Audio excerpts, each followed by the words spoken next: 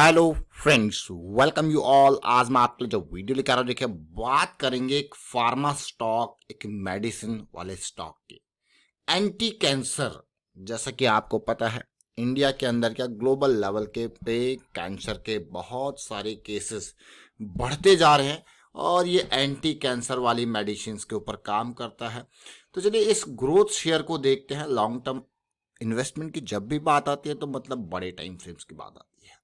देखिए कल भी हमने आपके लिए एक फार्मा स्टॉक की बात करी थी जिसका नाम था एस्ट्राजेनेका फार्मा। और पिछले कुछ टाइम में हमने बहुत सारे फार्मा स्टॉक्स को कवर करने की कोशिश करी, जिसमें ग्लेनमार्क फार्मा और बहुत सारे एपीआई स्टॉक्स को कवर करने की कोशिश करी, जिसमें न्यूलैंड लैब आपने देखा, लिंकन फार्मा आपने देखा। और ये स्टॉक बहुत ही एडवांस लेवल पे मार्केट से थोड़ा सा पहले ही मूव देना स्टार्ट हो गए थे, इनकी साइकिल स्टार्ट हो चुकी थी। तो इन साइकिल्स को समझेंगे फिर से छोटे से वीडियो में इस स्टॉक के एग्जाम्पल के साथ, और बहुत कुछ आपको सीखने को मिलता है इन वीडियोस के माध्यम से। तो प्रैक्टिस करते रहे, सीखते रहे, प्राइस सेक्शन की सीरीज देखते रहे। बहुत इंपॉर्टेंट है प्राइस सेक्शन की सीरीज। अगर आपने अभी तक ज्वाइन नहीं की तो जल्दी से ज्वाइन कीजिए और मैं आपको लेके चलता हूँ देखिए स्टॉक की तरफ। इस कंपनी को अगर आप देखोगे तो इसका रेवेन्यू देखिए, जब से मार्केट में आई है छाई छाई है। देखिए रेवेन्यू लगातार बढ़ता जा रहा है। 2018 में 50 करोड़ का रेवेन्यू आज की डेट में 4 गुना हो चुका है। अगर मार्च 2023 का नंबर देखा जाए तो 200 करोड़ से ऊपर का रेवेन्यू है। और उसी तरीके से प्रॉफिटेबिलिटी जो 7 करोड़ थी वो 30 करोड़ के पार जा चुकी है। तो नंबर्स अपने आप में बहुत कुछ बयां कर रहे हैं। कंपनी का नाम है बीटा ड्रग्स लिमिटेड। ये कंपनी देखिए 760 करोड़ का मार्केट कैपिटलाइजेशन हो चुका है। देखिए एंटी कैंसर ड्रग्स के ऊपर काम करती है इंडिया के अंदर, डोमेस्टिक मार्केट में, एक्सपोर्ट मार्केट में। ये देखिए अब आपको क्या, ये तो बहुत ही इंपॉर्टेंट जो है स्टॉक है। जैसा मैंने आपको बताया, हमने कल की डेट में आपके लिए एस्ट्राजेनेका फार्मा के बारे में बात किया था और आज की डेट में धीरे धीरे मूव स्टार्ट हुआ, 1% अप है। और इससे पहले कुछ टाइम पहले हमने अजंता फार्मा को फोकस करने की कोशिश करी थी। ये भी एक डेट फ्री स्टॉक था, बड़ा स्टॉक।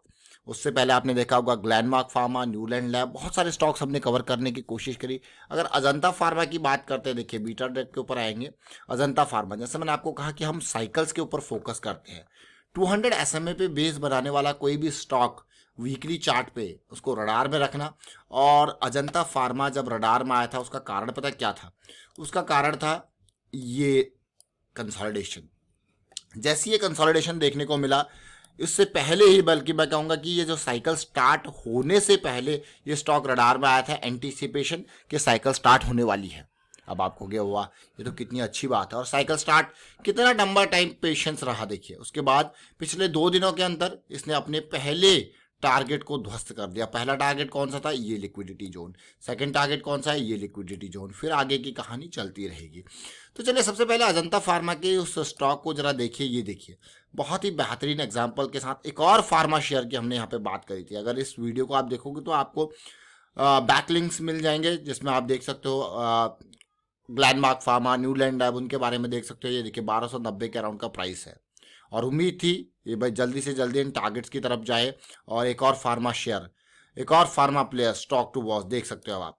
ये इंपॉर्टेंट पार्ट, जैसे हम बार बार आपको कहते हैं कि भाई साइकिल्स की अंडरस्टैंडिंग, बड़े टाइम फ्रेम्स की जब भी बात करते हैं, monthly, weekly, daily time frame की बात करते हैं। तो बीटा ड्रग को अगर आप देखते हो तो देखिए क्या सिचुएशन है।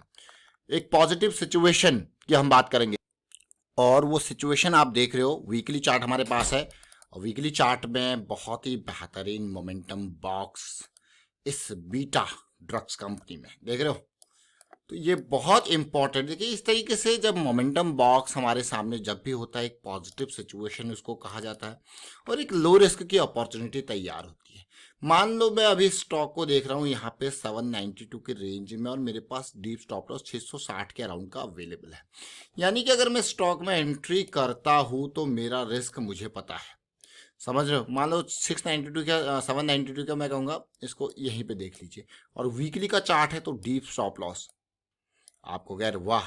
और इम्पोर्टेंट टारगेट जोन 1000, और उससे इम्पोर्टेंट ये जोन। लेकिन इससे आगे की रैली के लिए फिर उम्मीद करेंगे कि यहाँ पे कंसोलिडेशन करेक्शन आए।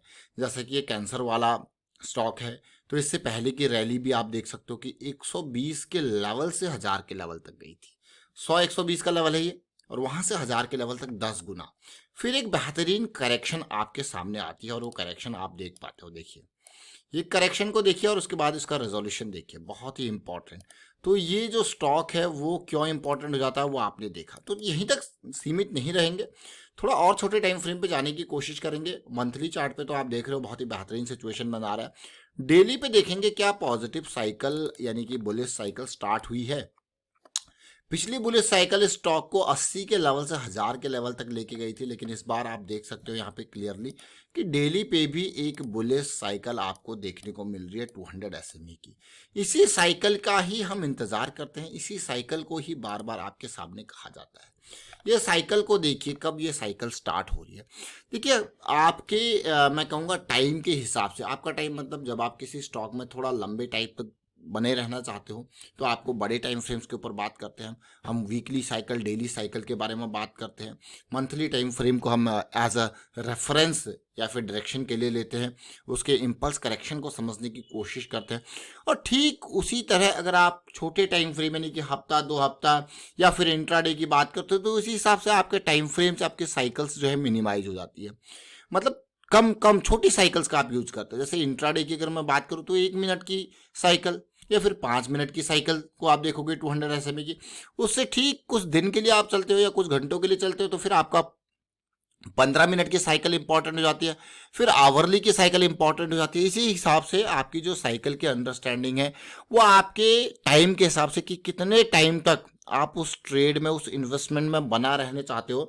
जब भी लॉन्ग टर्म की बात आती है तो आपके लिए क्या इंपॉर्टेंट हो जाता है, आपने देखा आपके लिए बड़े टाइम फ्रेम्स इंपॉर्टेंट हो जाता है, जिसमें वीकली, डेली इनकी साइकिल आपके लिए इंपॉर्टेंट हो जाती है।